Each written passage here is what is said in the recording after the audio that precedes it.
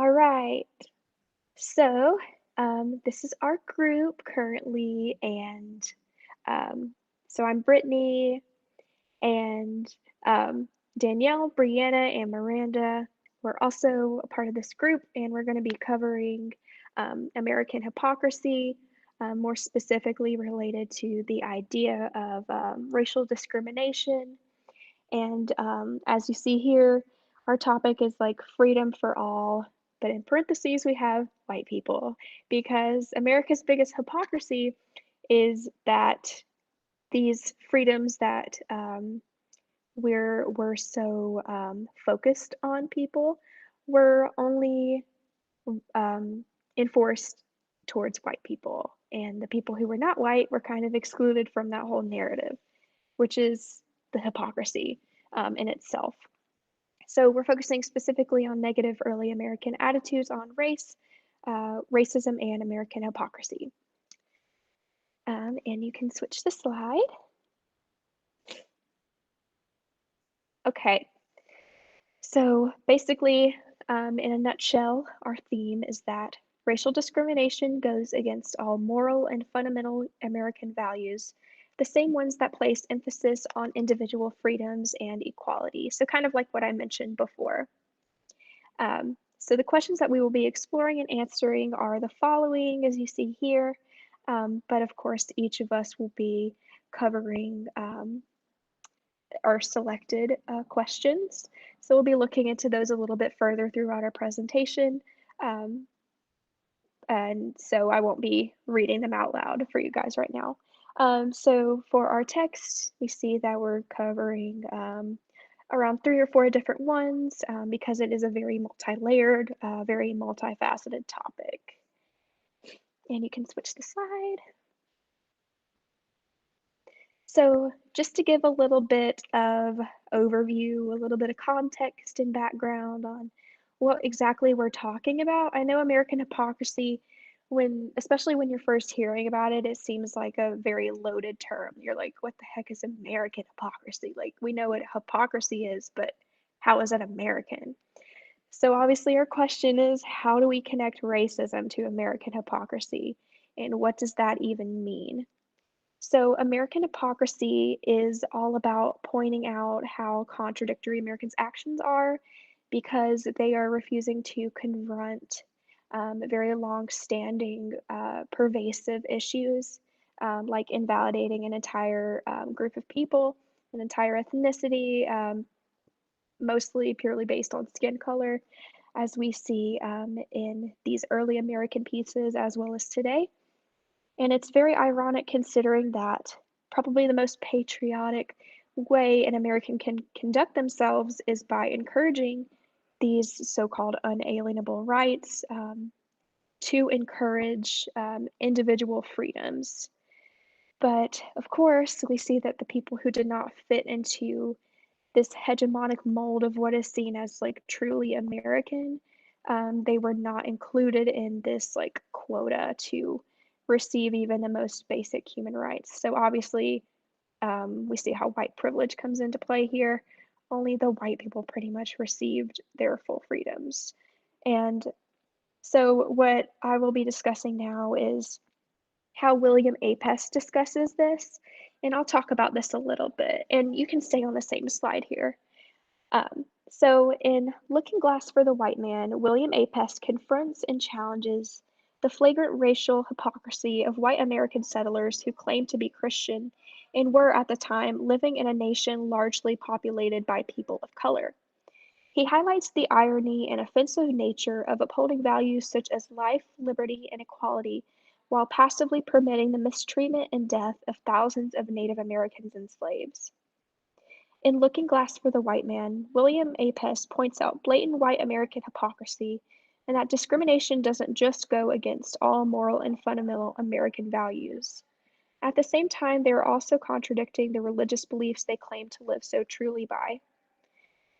First, William Apess forces his subject to look at the issue of race from a different perspective, saying, I would ask you if you would like to be disenfranchised from all your rights merely because your skin is white and for no other crime. Here he points out the hypocrisy of white settlers while also highlighting their white privilege. Through such a statement, the Indian is holding up a quote, looking glass, to let the white man see his own hypocrisy and racism. Native Americans were subjected to harsh mistreatment solely because of their skin color, and white settlers had asserted control over the natives with no regard to their humanity. Whites attempted to justify this dehumanization by claiming that the natives were uncivilized savages and needed to be tamed or beaten into submission for solely Americans' benefit. Their rights were not just stolen, but completely disenfranchised, eliminated. Apess points out the fact that discrimination was not just wrong, but abominably sacrilegious. Therefore, it was hypocritical and incredibly offensive for whites who claimed to be Christian to view and treat Indians and slaves as subordinate, second rate citizens. Apess uses the biblical principles of white pilgrims to make his argument against them, saying, "We are to be judged by one God who will show no favor to outward appearance." Apess unapologetically forces the white man to confront his own sacrilegious prejudice, using the ultimate and arguable moral handbook, the Bible. Furthermore, William Apess points out the sacrilegious undertones of Americans' actions in yet another biblical statement. How are you to love your neighbors as yourself? Is it to cheat them? Is it to wrong them in any way? Now, to cheat them out of their rights is robbery. Here we see that Apess is emphasizing the sheer wickedness of dehumanization, discrimination, and slavery.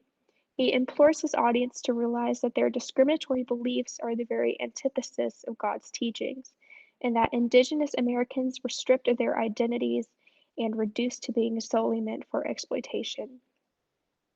Lastly, his goal is to highlight the irony and offensive nature of upholding values such as life, liberty, and equality while passively permitting the mistreatment and death of thousands of Native Americans and slaves. William Apess argues, can you challenge Indians with robbing a nation almost of their whole continent and murdering their women and children? He utilizes emotional appeal to emphasize the traumatic experience the Native Americans endured when white settlers did the unimaginable to the completely innocent. Americans took the unalienable rights away from others who simply had a different ethnic, religious, or cultural background. So we see how William Apess talks about this idea of American hypocrisy. And you can switch the slide. So, so this video here is kind of bringing it full circle to the idea of how we see this topic come into play today. And obviously the question here is how do we connect this topic to modern America? And you can play the video now.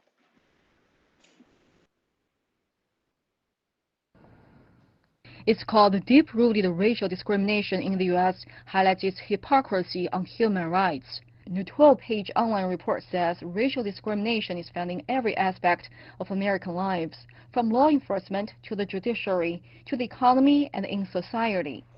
In law enforcement, the report cited U.S. government figures showing that young African American men are 21 times more likely to get shot to death than their white counterparts. According to the website Police Violence Map, more than 280 African Americans were killed by police in 2017 and 260 last year.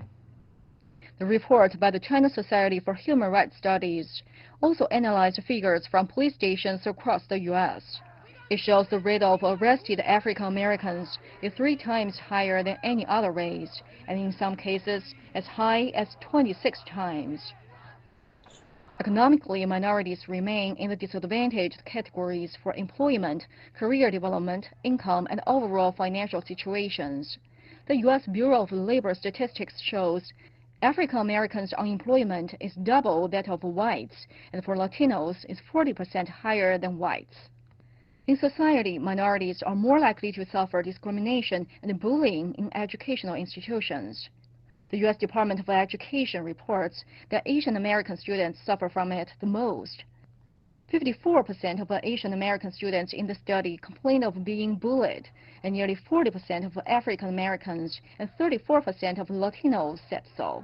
The report also says that racial discrimination across the U.S. has gotten worse. According to a survey conducted by NBC in 2018, in which 64% of respondents agree that racism was a severe social problem in the U.S.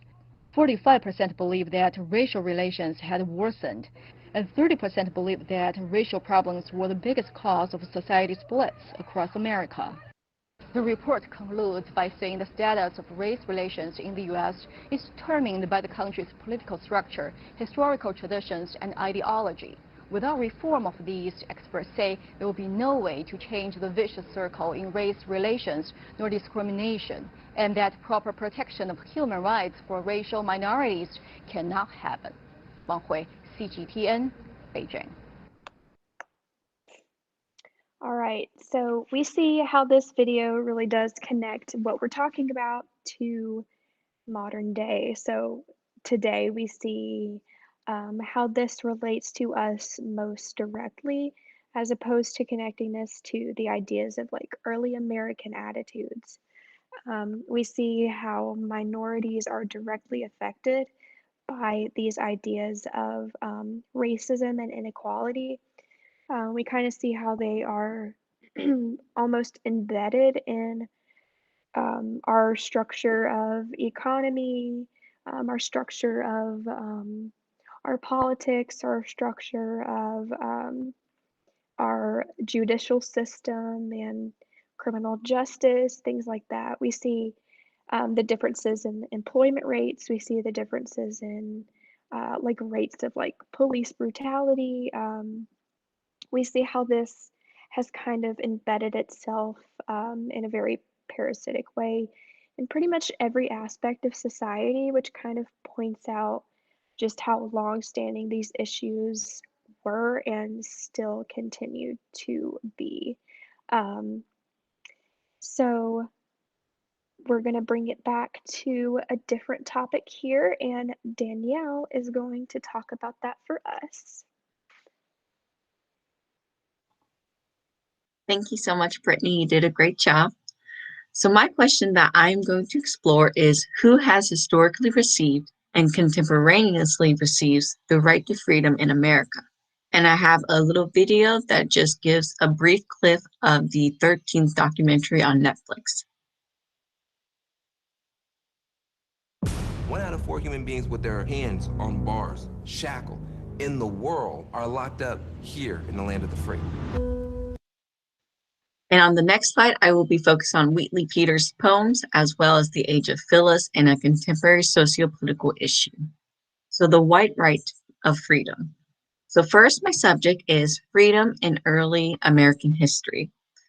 Phyllis Wheatley Peters explores the freedom hypocrisy in one of her many poems, Liberty and Peace. Wheatley Peters critiques America's freedom hypocrisy when she describes America's achievement of its independence. Quote, auspicious heaven shall fill with favoring gales wherever Columbia spreads her swelling sails. To every realm shall peace her charms display, and heavenly freedom spread her golden ray. End quote. The use of heaven, heavenly, and golden ray all invoke a religious image that makes it seem as if America was destined to be free. The religious image also serves to idealize independence and freedom as divine notions that are granted to the holy and chosen ones.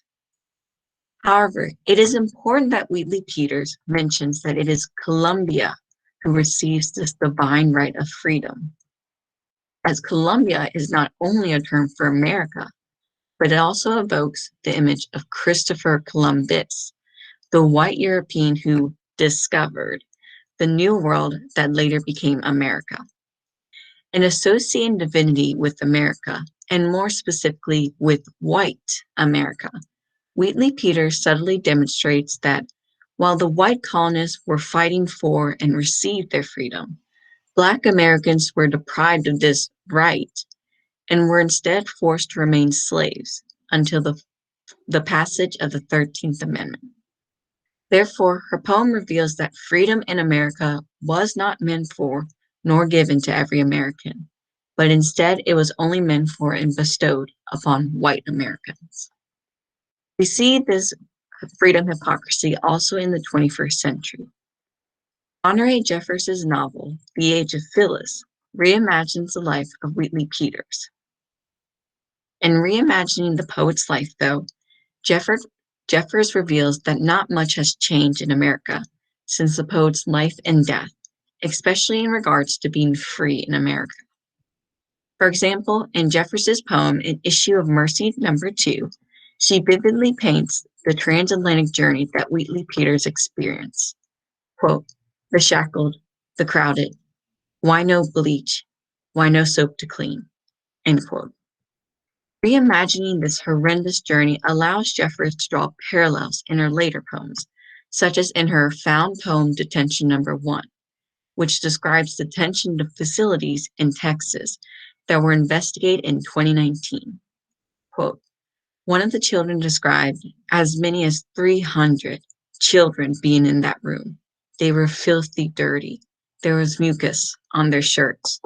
They told us that they were hungry. End quote. Crowded, dirty, hungry. All these words describe the experience of the children in those detention facilities and the experience of the transatlantic journey. As a result of the parallels, Jeffers depicts contemporary America, a country where even in the 21st century, the right to freedom is still not granted to every American, especially Americans of color. We see this freedom hypocrisy manifest in the incarceration and enslavement of criminals. Through the lenses provided by the poems of Wheatley Peters and Jeffers, American civilians are better able to understand why Black Americans are disproportionately incarcerated. According to the 13th Amendment, slavery was abolished, but as the Netflix documentary explains, the amendment has a loophole. Slavery is abolished unless one is convicted as a criminal and sentenced to jail, where one is then deprived of their right to freedom and reduced to slaves. The loophole has been eagerly exploited since its passage because America, primarily the South, did not know what to do with the freed slaves and needed to repair their economy, which had heavily depended upon slave labor. To use the freed slaves and rebuild their economy, Black Americans were immediately arrested for minor crimes, such as loitering and vagrancy, and constitutionally deprived of their right to freedom.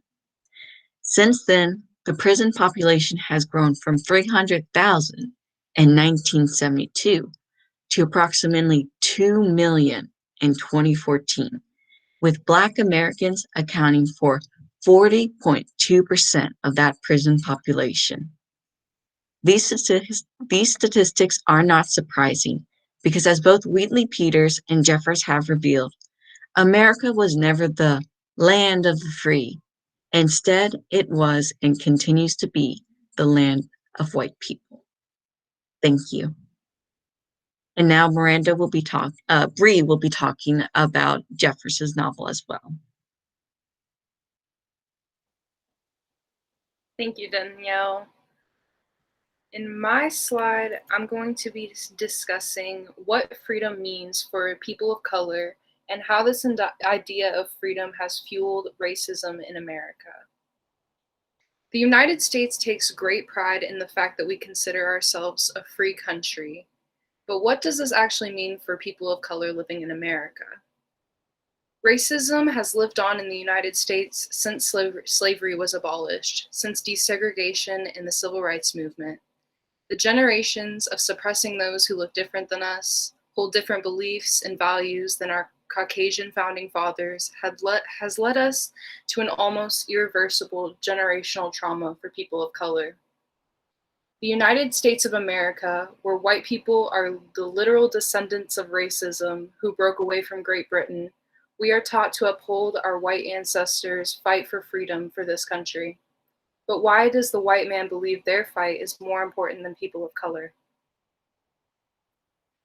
In Black Lives Matter irony, Honore Jeffers exposes American hypocrisy in her portrayal of the American Revolutionary War. Jeffers calls this poem an irony because it is clearly ironic how the revolutionaries seek pity for their treatment by Great Britain. Sorry. The irony truly sets in when you come to realize that these revolutionaries seek freedom. They don't want to be controlled by Great Britain any longer, but isn't that exactly what they are doing by participating in the transatlantic slave trade? I've included a picture of the specific poem I'm going to be referring to, titled Black Lives Matter Irony. Jeffers begins this poem with the lines, quote, "Scattered kin, men auctioned by British sires, bully tendrils of power reaching down for centuries. They arrive to acquire native lands and spill that blood for the crown," end quote. This is the origin of these revolutionaries who so desperately want to obtain freedom, the same men who tore apart African families and auctioned them to the highest bidder, the same men who colonized Native American land through bloodshed and forced them away from their homes. This was all for Great Britain, to obtain power and land for the crown. Jeffers' piece shifts when she explains that the Americans fight back, begin to greet redcoats with sneers and tracts, call themselves slaves. The irony in this italicized word, slaves, is clear, as if to show how unalike the revolutionaries and actual African American slaves are from each other. These men living on stolen land would eventually become a united front, a country based on freedom. But why would these same men who fought for freedom from Great Britain not abolish slavery, if not for racism? While the slave trade was profitable in America, racism fueled slavery, as white men did not see people of color as their equals. The revolutionaries, quote, "insist they're tethered, yet the Africans, the many souls, the wretched, the taken, who move from human to trafficked, are ignored as white men don paper chains, the language of wounded throats, chattel claims," end quote. This line proves that they were not slaves. They wore paper chains that could easily be broken away from. But for African Americans, their chains were more than real. They were seen as property and not human. Where in Africa, they were seen as human beings. Americans continued the racist cycle of Great Britain by carrying out slavery in America. The United States was not founded by being united or upholding equality. It was founded by racism and equality among the white man. And I'm going to be connecting this to the 1619 Project. The 1619 Project is a photo essay compiled of articles connecting the first arrival of African Americans to American history. The New York Times ongoing project aims to show the repercussions of slavery in America and how people of color have risen above a system that was not created to protect their individual freedoms. And I'm going to be playing a little bit of a clip here. In a special new issue, the New York Times Magazine is launching a series called the 1619 Project. It marks the 400th anniversary of the arrival of the first enslaved Africans in the colony of Virginia. The series examines the ways the legacy of slavery continues to shape this country. The Times says the project aims to reframe American history and place the consequences of slavery and the contributions of Black Americans at the very center of the story we tell ourselves about who we are. The journalist behind the project is New York Times Magazine domestic correspondent Nicole Hannah-Jones. Nicole, good morning. Thanks for being here. Good morning. Can you tell us about the genesis of this project? Where did you come up with the idea? Sure. So I've been thinking about the year 1619 since I was in high school, and I came across that date in a book called Before the Mayflower. And I just was struck by how people of African descent had been here that long, and I never knew that date and never heard about it. So as the anniversary was approaching the 400th year, I thought that this was a time to actually assess what has that legacy been, and to bring this year, 1619, to most American households where it was probably going to pass without them knowing about You it. say 1619 is as important as 1776. Yes. Our decision to buy that first group of 20 to 30 Africans would influence almost everything that would follow after. I think it is foundational. It is as foundational to who we became as a country as our decision in 1776 to break off from the British. You say Black Americans are the most American of all and are true founding fathers. Can you walk us through from that first ship to today how we're still seeing the signs? Yeah, so when you think about the fact that when Thomas Jefferson is writing the Declaration and laying out these words for liberation, all men are created equal and born with inalienable rights. And while he's writing that, he owns 130 human beings who are in absolute bondage. And in fact, his brother-in-law is sitting there with him, enslaved to help keep him comfortable. What that means is those ideals were not true when they were written, but Black Americans took those ideas literally. And Black Americans have really fought. You can look at what happens after Reconstruction. You can look at the abolitionist movement. You can look at the civil rights movement. Black people have fought to make those ideals real. Perfecting democracy. Absolutely. I can just say this. I was so embarrassed. So, the woman behind the 1619 Project, Nicole Hannah Jones, has strived to put the stories of African Americans at the very center of American history, as she said.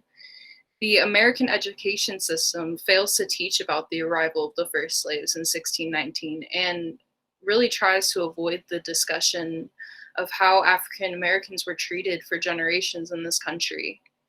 A major point Jones made in that video is that the decision to buy the first 20 to 30 Africans in 1619 has made our country into what it is today, making this date foundational to what the United States has become. Jones explains that 1619 is as important as our decision in 1776 to break away from Great Britain.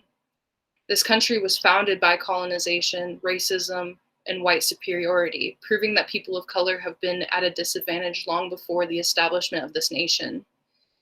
Outdated terms associated with America, such as a melting pot, leads those who aim to migrate to America to believe equality exists among the different ethnicities, cultures, and nationalities that reside in this country. This is not and has not been the case in the past and present America, as white supremacy remains within the predominantly white male patriarchy, who holds the highest positions of power in our democracy. But African Americans have taken these empty promises of our nation's founders and upholded them in their own way. One of the main points in the 1619 Project is that African Americans are the actual founding fathers of this country, as Thomas Jefferson wrote that all men are equal, yet owned hundreds of slaves. While these words weren't actually true for African Americans at the time, they have fought to make it true through emancipation, the civil rights movement, and now the Black Lives Matter.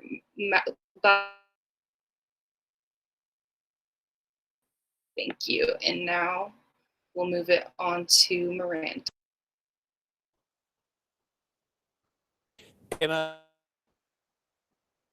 All right. Thank you, Brianna.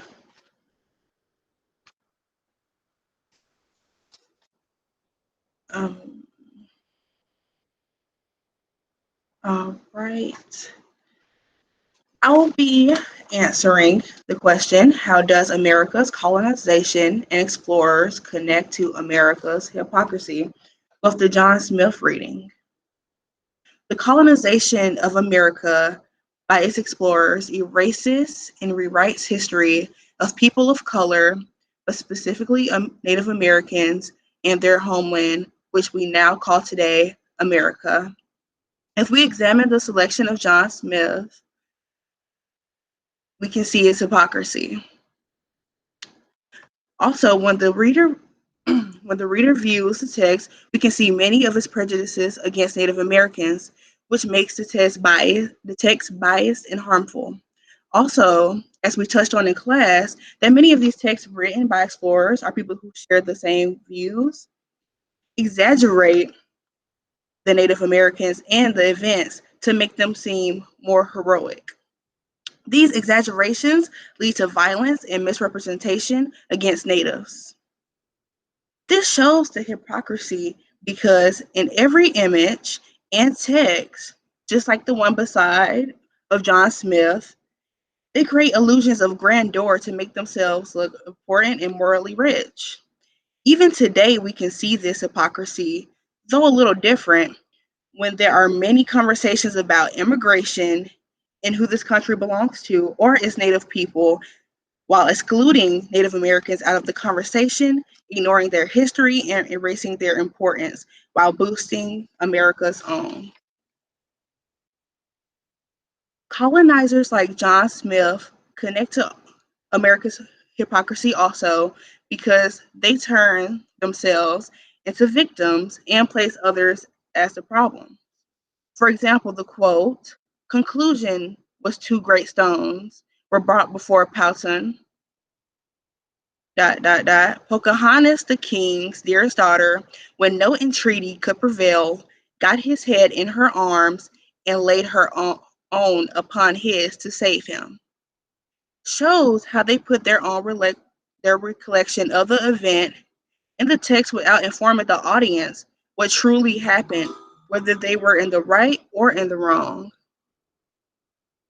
Also, adding someone who is native like Pocahontas shows and also confirms their views because showing a Native American agreeing that the Natives' actions were wrong helped seal this. The hypocrisy of all this is that in the story and even in reality today, when we do add details on how early Americans pillaged and conquered the land in horrendous ways, they seem to portray themselves as heroes that are doing the right thing. Americans back then and even today see the violence as needed and right, while they view theirs as barbaric and medieval without context. And finally, my last point. America's early explorers connect to America's hypocrisy because just like today, many people ignore the cultural significance of other races and places negative labels upon them. In the John Smith selection, the writer calls the Native American savages many times, while being the ones that in context are trying to colonize the land. The colonization of early America was full of hypocrisy that still prevails today.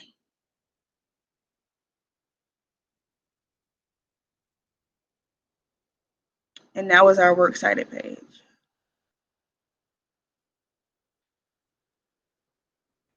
All right, so I just turned on my microphone, as you can see, to just kind of do a wrap up of what we talked about. We can kind of see how these attitudes of American hypocrisy, these negative attitudes toward race and ethnicity, a lot of that bias that we see how that not only connects to early American, more like colonial ideas of this, but we also see how that has kind of sustained itself to what we now know as injustice today. Um, and overall, that is pretty much it for our presentation. And thank you so much for watching. And for those of you who are recording the presentation right now, who were just my group members, you are welcome to stop your recordings now.